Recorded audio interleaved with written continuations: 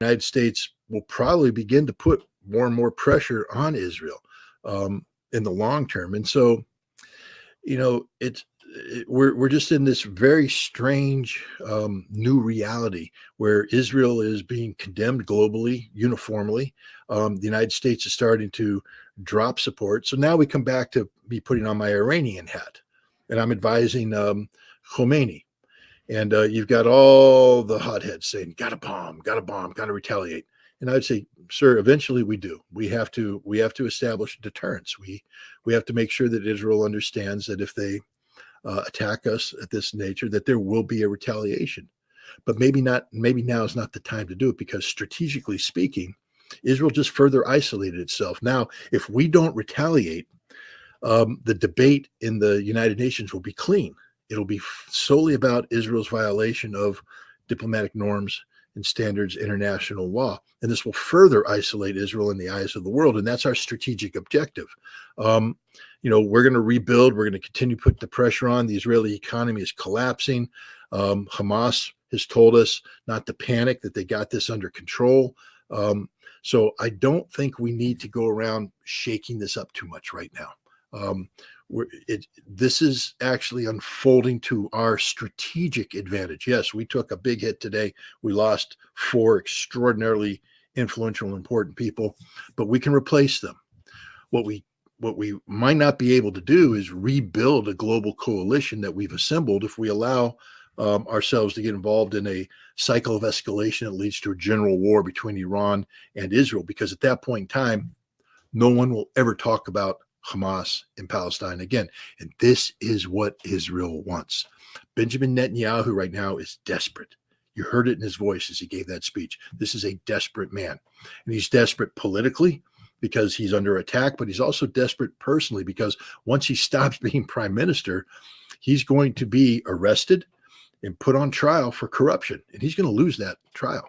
And not only that, he's going to be held accountable by a nation that blames him for everything that's happened here. So he needs to pull a miracle out of the hat, so to speak. And he can only do that by being the savior of Israel, not just about defeating Hamas, but solving the Hezbollah issue, solving the Iran issue. And this is the direction he's trying to take Israel right now, into a general war with Hezbollah and Iran, under the assumption, and it's not a wrong assumption, that if he can get Iran to attack Israel, the United States will have to join him. And then it's over. And then it's over for Palestine. It's over for Hamas.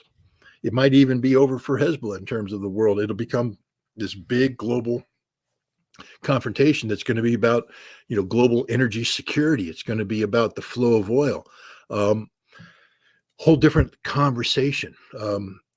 You'll see dead people pile up in numbers that will make the horrible sacrifice of the Palestinians pale in significance. So, that's what the Israeli strategy is right now, is to basically have this thing explode in a way that doesn't look like Israel is to blame. They can blame it on Iran, and the United States will be compelled to support.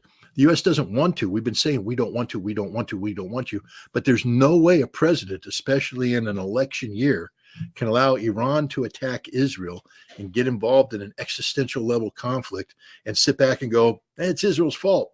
Can't do it. So they're going to have to get involved. It's going to have to be decisive, because it's going to be a general war between the United States and Iran. And if I'm advising the Iranian president, I'm going to say, we don't want that. Right now, we're winning. We're winning this argument. We're winning this debate. We don't want this to turn into something else. And so I think that's the direction that they're heading. I just think Israel is really in a lot of trouble. And as long as the world can prevent this conflict from expanding precipitously, we're probably looking at, in the long term, the end of Israel as we know it. We're looking at the demise of political Zionism. If Benjamin Netanyahu is compelled to resign, he's under a lot of pressure, tens of thousands in the street demanding his resignation. Chuck Schumer said Israel will be better off without him. If Netanyahu resigns, something big just happened in Israeli courts too. The Israeli court just came out and ruled against the yeshivas continuing Talmudic studies that provide some sort of you know, a safe haven for Orthodox Jews so they don't have to go into the IDF. And the court said, nope, they got to all join. If that happens and Netanyahu doesn't stop it, the far right-wing parties that have rallied around Netanyahu are going to drop out of that coalition, and then it's done. He's out of power. So Netanyahu is under a lot of pressure. And if that looks like that's going to happen, I think you're going to see him striking more and more targets, picking a fight with Hezbollah, picking a fight with Iran, because he knows that if he just focuses on domestic politics, his government's going to collapse. So he has to distract all of Israel and say, I'm a wartime president. We have big fights. I've been warning you for decades about the Iranian threat. I've been warning you about Hezbollah. We have to strike. And, that's very dangerous situation right now. Very, very dangerous situation. So if I were advising the Iranians, I would be saying, don't do anything right now. Talk, say things, don't do anything, because let Netanyahu collapse, let him go away. And then you're going to then the problem starts solving itself, because now Israel is going to become caught up in this domestic crisis. Remember how many times it took, how many elections they had before they finally got a stable governing coalition, this fanatic neo-Nazi Zionist coalition. It's the only one that could have been assembled. Those political divisions in Israel haven't gone away. There's going to be a whole bunch of recrimination coming out. If Benjamin Netanyahu goes away, and I believe he will, you're going to see Israel. Remember, there was a period of time leading up to this election that the Israeli president said Israel's on the cusp of a civil war. A civil war. All those underlying tensions haven't gone away. So if I'm an Iranian, I'd say we need Netanyahu unplugged, thrown to the side, and then we need to sit back and let Israel consume itself politically. And you combine political dysfunction with economic ruin brought about by this conflict, which Israel's not going to recover from, and you start creating a situation where Israel starts to depopulate. And that's a strategic victory for the axis of resistance. To watch Israel become such a dysfunctional entity that hundreds of thousands of Israelis start to flee and leave Israel, because it's no longer the land of milk and honey. And when the United States starts putting the pressure on Israel that they have to solve, because there will be discussion about a Palestinian state, but you can't really have a discussion until you solve the West Bank settler issue. And so now you get the right-wing parties out of Israeli politics, and now you have Israelis talking about, we need to break the back of these West Bank settlers, these Brooklyn Jews who have flooded in and they've stolen homes, committed horrible crimes.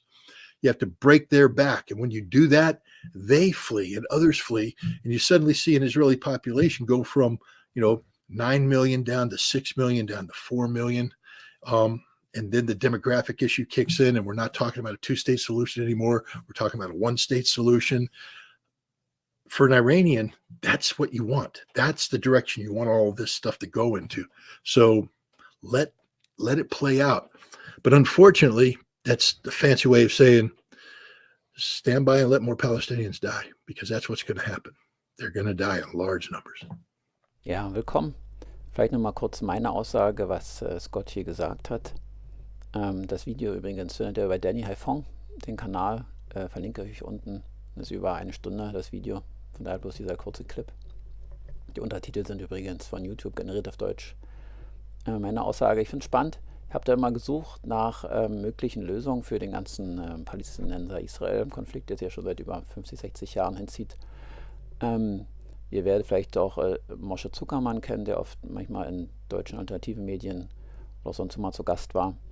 Ein israelischer, deutscher Kritiker an der zionistischen Regierung. Und was jetzt hier am Ende quasi Scott erzählt, okay, durch den wirtschaftlichen Druck von außen, aber auch den innenpolitischen Zustand, der schon seit vielen Jahren, hat ja auch Moshe Zuckermann oft beschrieben, diesen nahezu fast bürgerkriegsähnlichen Zustand, jetzt nicht Krieg, aber große Spannung, die immer nur aufgehalten werden, weil mein äußerer Feind, Palästinenser, Iran, Hezbollah gesucht wird oder gefunden wurde, um quasi die Israelis wieder zu einen, oder dieses jüdische zionistische Volk, zumindest in Israel. Und jetzt quasi Scotts Vision, also wenn Iran jetzt nicht zum großen Krieg oder andere arabische Nationen außen anschlagen, dass quasi Israel in der Zeit quasi wieder stagniert und zurückgeht. Also die Lebensverhältnisse für die Zionisten oder zumindest die Hardcore-Hardliner oder die dazugezogenen nach Israel, dass sie wieder auswandern werden. Und wie nach Moshe Zuckermann quasi eine Zwei-Staaten-Lösung eigentlich unmöglich ist in der jetzigen Zeit, nach so viel Besiedlung im Westjordanland, dass quasi kein palästinensischer eigenständiger Staat mehr existieren kann, eigentlich nur eine Ein-Staaten-Lösung möglich wäre, da aber ja, Hardcore-Zionisten das nicht wollen. Das wäre ein Ethnostaat oder ein Apartheidstaat, weil sie nicht die arabische Bürger dieselben Rechte haben sollen wie die jüdischen. Es soll ein rein jüdischer Staat sein. Geht das nur ja, mit einem Apartheidstaat und jetzt hier Scotts Vision für die Zukunft quasi ein Auseinanderbrechen ja, der verschiedensten Interessengruppen quasi in Israel quasi und vielleicht auch endlich, aus meiner Sicht vielleicht auch endlich ein Bruch mit der zionistischen Linie, quasi wie ein Auswandern der, ja, die dazugekommen sind und die einfach nur ja, gute Verhältnisse gehofft haben in Israel. Weil, da kann ich euch nochmal einen guten Podcast verlinken, der auch über viele Stunden geht, aber nochmal die Geschichte, die zionistische Geschichte in Europa und in Israel nochmal groß beschreibt, mit beiden Seiten, also die palästinensische Sicht und die jüdische Sicht. Und ja, dass ja, die Judenfrage kein Problem von den Palästinensern war, sondern eine europäische Frage. Und der Antisemitismus aus meiner Sicht generell auch eine europäische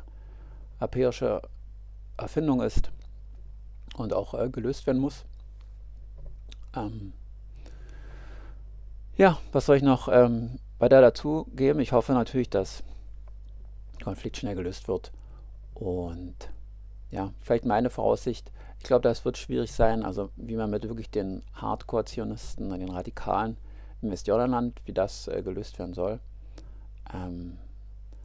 Aber vielleicht wird es in Zukunft vielleicht die beste Lösung, ja, der Zionismus bricht, die Radikalen ja, verlassen das Land.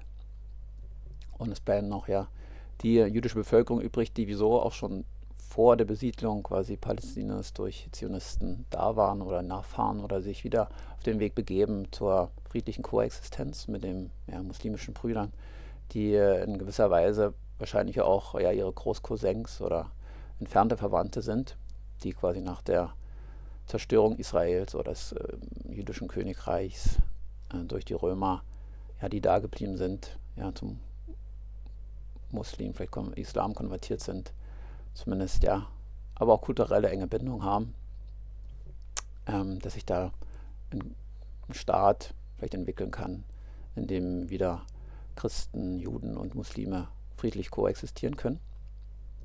Das ist meine Hoffnung und ich glaube, das meint auch Scott, aber eben die Tragik, dass ja, um das quasi in Zukunft zu haben, darf man nicht das in einen großen Krieg eskalieren, weil das spielt natürlich dann den Radikalen in die Hände in Amerika, in Israel, natürlich auch in anderen Ländern, die eine Eskalation wollen, aber dies dann, ja, die Palästinenser-Frage dann nach ganz hinten und vielleicht nie wieder vorkommt.